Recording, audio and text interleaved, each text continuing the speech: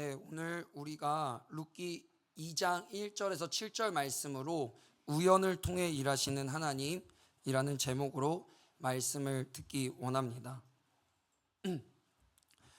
우리는 지난 이제 세 번의 시간을 걸쳐서 룻기 1장을 저와 같이 보았습니다. 나오미는 남편과 자식을 잃고 애통한 마음으로 또 쓰디쓴 마음으로 자신의 고향 베들레헴으로 돌아왔습니다. 그러나 나오미는 혼자 베들레헴으로 돌아온 것이 아니라 며느리인 모압 여인 룻과 함께 같이 돌아오게 됩니다. 이제 우리는 2장을 같이 볼 텐데요. 2장에서는 나오미의 고독하고 괴로운 상황이 어떻게 은혜를 입게 되는지 첫 단추를 같이 보려고 합니다. 오늘 본문 1절에서 7절은 2장의 첫 단락이자 2장의 이제 서론 부분을 담당하고 있습니다. 나오미와 룻이 베들레헴으로 돌아왔을 때 베들레헴은 1장 마지막 절을 보니까 어떤 상황이었죠? 어떤 상황이었나요? 베들레헴이 네, 맞습니다. 보리를 추수할 때였습니다. 한마디로 축제의 시기였죠. 베들레헴 사람들은 자신이 이제 그간 고생한 것을 이제 좋은 결과를 누릴 생각을 하면서 수확을 꿈꾸며 즐거워하고 있었을 것입니다. 그러나 이런 축제의 분위기가 모든 사람이 이런 기대와 기쁨에 속하지는 않았습니다. 룻기의 주인공인 룻과 나오미는 베들레헴 사람들과는 상황이 달랐습니다. 왜냐하면 이들은 수확과는 관련이 없는 과부였고 이제 모압에서 돌아왔기 때문에 농사를 지은 것이 없었기 때문입니다. 또 이들이 그냥 과부였습니까? 그렇지 않죠. 남편과 아들이 없는 정말 홀로 된 과부였습니다. 그렇기 때문에 이들에게는 그 남들의 기쁨이 어쩌면 더 큰 절망감으로 다가왔을 수도 있는 상황입니다.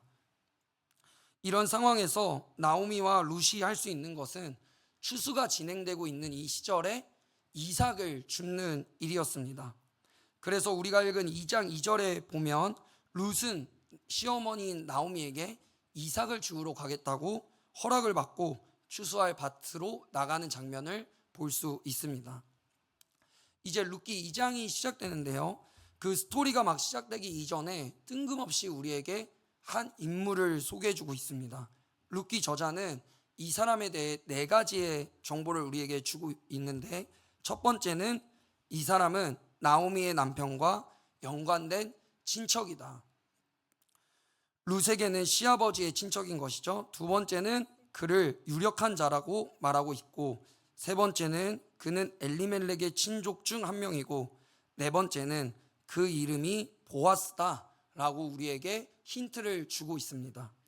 우선 첫 번째는 친척이라고 이 번역된 히브리어 단어는 혈연 친척을 가리킬 수도 있고 뭐 친구, 아는 사람, 지인 이렇게 가리킬 수도 있는 단어입니다. 다양한 의견들이 있지만 나오미에게 남편을 통해 알려진 사람이라고 보면 좋을 것 같습니다. 또 이 사람이 엘리멜렉의 친족 중 한 사람이라는 것은 나오미가 엘리멜렉과 결혼했기 때문에 연관된 사람이라고 보면 좋습니다. 두 번째 단서는 룻기 기자는 보아스를 유력한 자라고 소개하고 있는데요. 유력한 자라는 단어는 세 개의 단어가 합쳐진 뜻입니다. 첫 번째는 이시라는 남자를 가리키는 명사, 둘째는 기뽀르라는 강한 사람, 용사라는 뜻, 세 번째는 하일이라는 어떤 신체적인 힘과 부와 명예를 가리키는 단어를 가리키는 명사입니다. 그러니까 이 세 가지 단어를 지금 합쳐보면 이런 뜻이 되겠죠. 남자, 부하고 강한 자, 또는 남자, 권세 있고 강한 자, 이런 뜻이 됩니다. 그러기에 우리는 보아스를 재력가라고 볼 수도 있고 또 능력 있는 사람이라고 볼 수도 있습니다. 보아스는 어떤 남자일까요? 부하고 강한 남자일까요? 아니면 권세 있고 강한 남자일까요? 아니면 성품이 좋고 강한 남자일까요? 그러니까 이 세 가지가 다 비슷해 보이지만 무엇이 이 보아스를 설명하기에 가장 적합한 설명일까요? 우리가 이제 앞으로 룻기 내용을 통해 알 수 있겠지만 놀랍게도 보아스는 이 세 가지에 다 해당하는 남자입니다. 보아스는 부한 자고 권세가 있는 자고 또 성품이 좋은 사람이었습니다.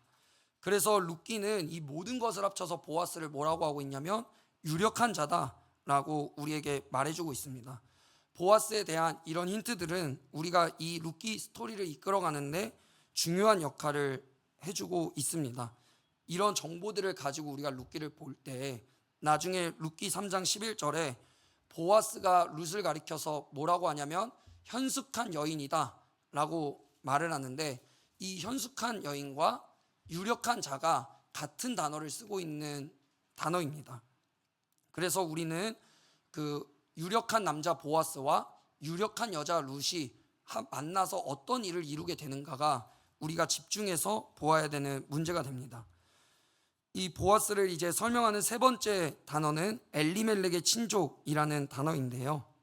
이 소개는 룻기에서 매우 중요한 설명입니다.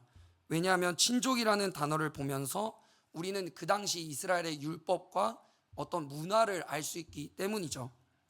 보아스가 엘리멜렉의 친족이 아니라면 보아스가 나오미의 땅을 기업 물을 것과 또 룻과의 결혼이 불가능하게 됩니다. 이 룻기에서 가장 중요한 핵심 부분이 땅을 기업 물는 것, 또 결혼하는 것, 이 두 가지인데요.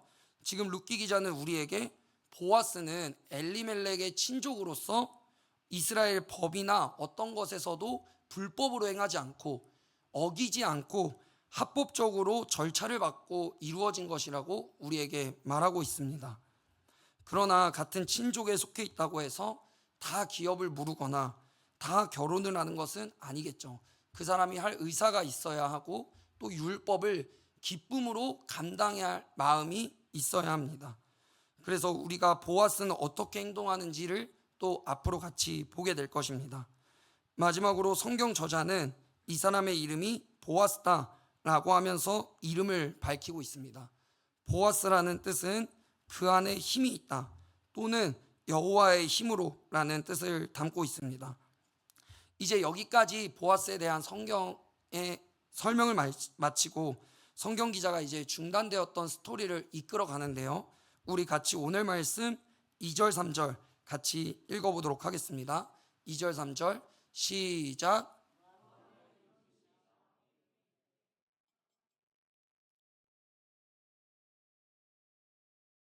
그를 따라서 이삭을 죽겠나이다 하니 나오미가 그에게 이르되 내 딸아 갈지어다 하매 룻이 가서 베는 자를 따라 밭에서 이삭을 줍는데 우연히 엘리멜렉의 친족 보아스에게 속한 밭에 이르렀더라.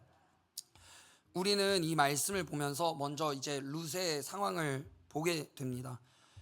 지금 룻의 상황이 무작정 이삭을 주우러 나선다고 해서 해결되기는 어려운 상황입니다. 왜냐하면 물론 이스라엘 율법에는 곡물을 벨 때 그 떨어진 이삭은 어떻게 해야 되죠? 네, 가만히 내비둬야 되죠. 왜냐하면 가난한 자와 고아와 과부를 위해 남겨놓는 것이라고 써져 있습니다. 그러나 실제로는 가난한 자들과 과부를 무시하고 학대하는 경우가 많았기 때문입니다. 이건 마치 우리 어떤 이성과 현실의 어떤 차이, 이상과 현실의 차이를 이야기하는 것이죠. 우리는 여기서 룻이 처한 상황이 얼마나 처량하고 가련한지를 느낄 수 있습니다. 지금 룻은 낯선 나라에서 낯선 밭에서 이삭을 주어 연명할 수밖에 없는 이방 여인입니다. 남편도 없고 아들도 없습니다. 그러기에 룻은 능동적으로 살아가야 하는 것이 아니라 누군가에 의해서 수동적으로 살아가야만 합니다. 만약 밭에 가서 이삭을 죽겠다고 했는데 그 사람들이 무시하면서 안 된다고 하면 룻은 밥을 먹을 수 없는 상황이기 때문이죠. 그러나 이런 수동적인 삶을 살아갈 수밖에 없는 상황에서도 룻은 신실하게 또 충성스럽게 시어머니와 자신이 살아갈 수 있는 길을 찾으러 나가게 됩니다. 이제 룻은 시어머니인 나오미에게 허락을 받고 나가서 이삭을 줍는데 룻기 기자는 룻이 이삭을 줍다가 보아스 밭에 이른 것을 무엇으로 표현하냐면 우연으로 돌리고 있습니다. 우연이란 뜻은 무슨 의미일까요? 제가 그 국어사전에 먼저 검색해 봤는데요. 우연이란 뜻은 아무런 인과관계가 없이 뜻하지 아니하게 일어난 일이라고 나와 있습니다. 그러니까 아무런 어떤 원인과 결과가 없이 우연하게 일어난 일이 우연이다라고 말하고 있는 거죠. 그런데 몇몇의 신학을 공부한 학자들은 2장 3절을 해석하면서 룻기의 발길이 보아스 밭에 이른 것은 필연이다라고 말하고 있습니다. 그러면 우리는 여기서 이 사건이 우연인지 또는 필연인지 한번 고민해 볼 필요가 있습니다. 왜냐하면 성경 기자는 우리에게 우연이라고 말하기 때문에 우리가 우연이 아니고 필연이다 이야기하기 어렵고, 그 다음에 신학을 공부한 신학자들이 필연이라고 해석하기에 그것이 무조건 틀렸고 이거는 무조건 우연이다 말하기 어려운 상황이기 때문입니다. 그러나 이 두 단어를 품을 수 있는 단어가 있는데요. 그것이 무엇이냐면 바로 섭리라는 단어입니다. 섭리라는 단어는 세상과 우주 만물을 다스리는 하나님의 뜻입니다. 그러기에 보아스 밭에 룻의 발길이 닿은 것은 우연처럼 보이지만 실제로는 하나님의 섭리, 즉 세상과 우주 만물을 다스리는 하나님의 뜻이 작용한 것이라고 우리는 볼 수 있는 거죠. 우리는 이 보아스와 룻의 만남을 이해하기 위해서 창세기 24장에 이삭과 리브가의 만남을 볼 필요가 있습니다. 왜냐하면 이삭과 리브가의 만남이 룻기에서 보아스와 룻의 만날 때와 동일한 단어를 사용하고 있기 때문입니다. 우리 창세기 24장 12절 한 번 더 읽어보도록 하겠습니다. 시작. 그가 이르되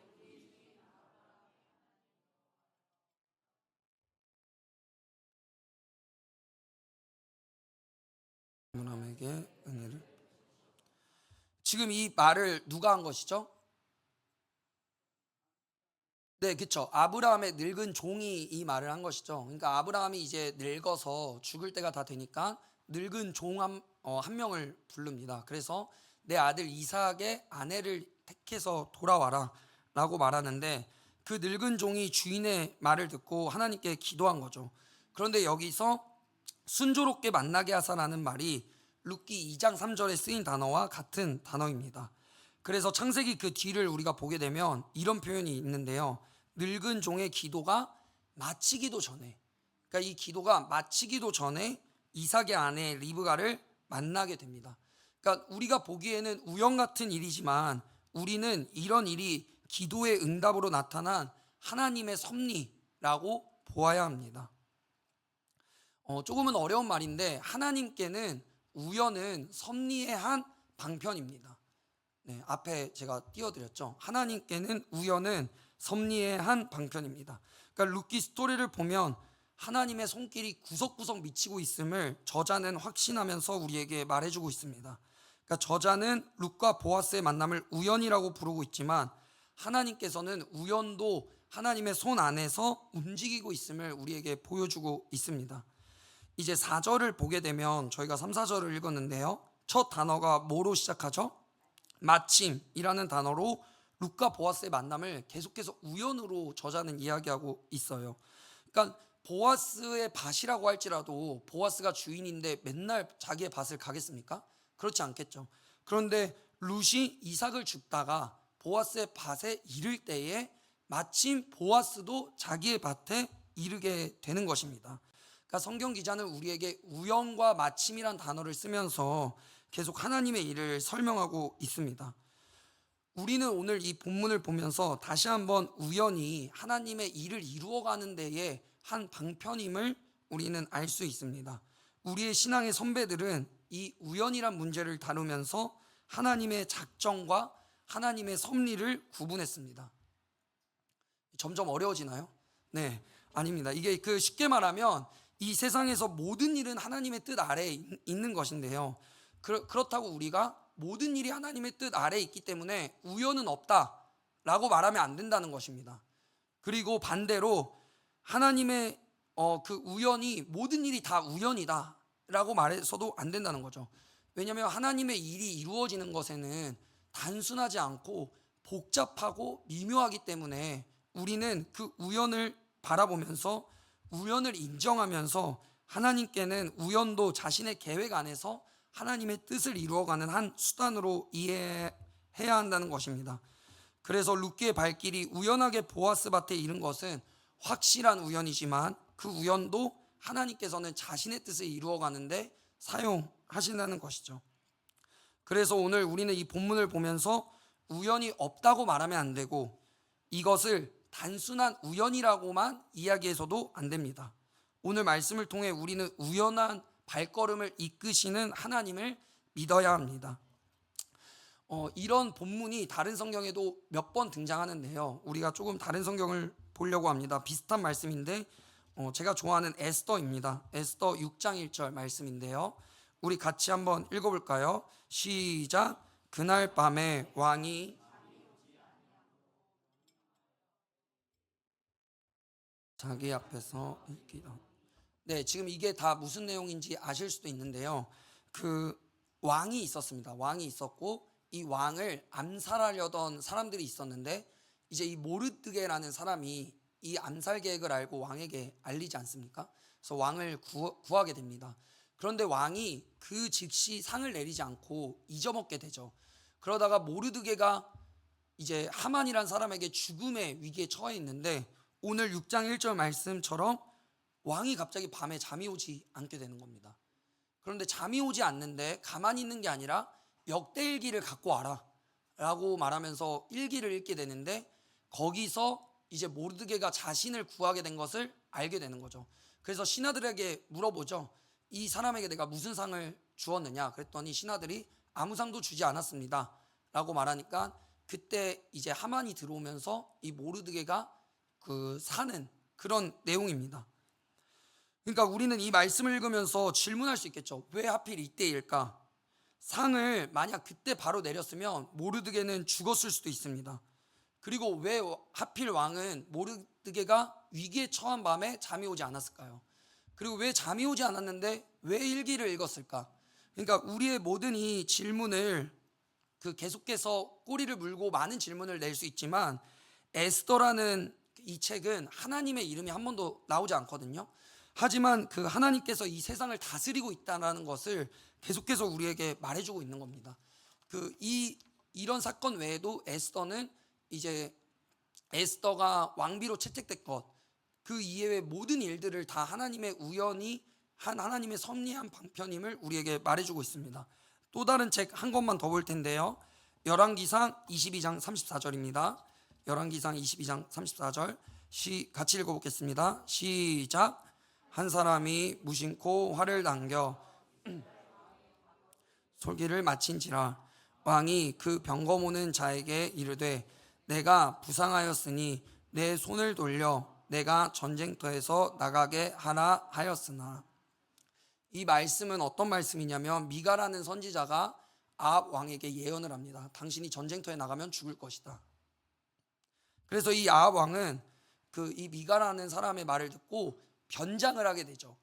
그래서 이 변장으로 자기의 그 죽음이 면할 수 있다고 생각을 하게 됩니다. 그리고 실제로 전쟁을 했을 때 변장을 해서 나가는데 사람들이 변장을 하니까 그 변장을 한 사람이 왕이다라고 착각까지 했습니다. 그래서 잘 숨기는 듯 했는데 말씀 한 번만 다시 한번 앞에 띄워주시겠습니까? 잘 이렇게 숨겼는데 성경에 보니까 어떠한 사람이 무심코 활을 당겼는데 아합 왕의 그 갑옷에 맞게 된 거죠. 그래서 그 부상으로 아합 왕이 죽게 되는 것입니다. 그러니까 이처럼 성경 곳곳에는 우리가 볼 때는 우연인 것 같고 그냥 스쳐 지나가는 일인 것 같지만 이 모든 일 가운데 하나님의 섭리 아래 있음을 우리에게 보여주는 구절들이 있습니다. 우리가 이런 말씀을 보면서 우리는 오늘도 우리의 삶을 한치도 내다볼 수 없지만 우리의 삶의 선택의 기준이 오늘 룻처럼 하나님을 중심에 두고 하나님의 은혜를 베푸는 것에 둔다면 때로는 우리도 인식하지 못한 채 하나님께서 우리를 위해서 일하여 주신다는 것을 우리는 기억해야 한다는 것입니다. 룻이 시어머니 나오미에게 인애를 베풀었는데 다시 보아스에게 룻이 인애를 받고 있습니다. 이게 룻기의 되게 중요한 주제 중 하나예요. 그러니까 룻은 자기가 시어머니에게 인애를 베풀었지만 결국은 보아스에게 다시 자기가 은혜를 베품을 받고 있다는 것이죠. 그러니까 오늘 말씀을 우리가 보면서 오늘 우연히 보아스 밭으로 간 룻의 행동의 동기가 시어머니에 대한 충성과 하나님의 은혜를 경험하고 베풀고자 했던 마음에서 시작된 것임을 우리가 알아야 합니다. 그리고 크고 작은 선택의 기준이 하나님의 은혜를 베푸는 것으로부터 시작될 때 하나님께서는 우연을 통해서라도 우리를 위해 일해 주신다는 것을 우리가 기억하길 원합니다. 그래서 결국 그 베푸는 것이 나에게 다시 은혜로 돌아옴을 믿으며 우리가 이번 주 한 주를 살아가면서 하나님의 은혜를 베풀고 우연도 하나님의 한 방편임을 믿으면서 살아가는 저와 여러분이 되기를 소원합니다. 우리 이 찬양 나의 가는 길 한번 찬양하면서 주님 앞에 나아가길 원합니다.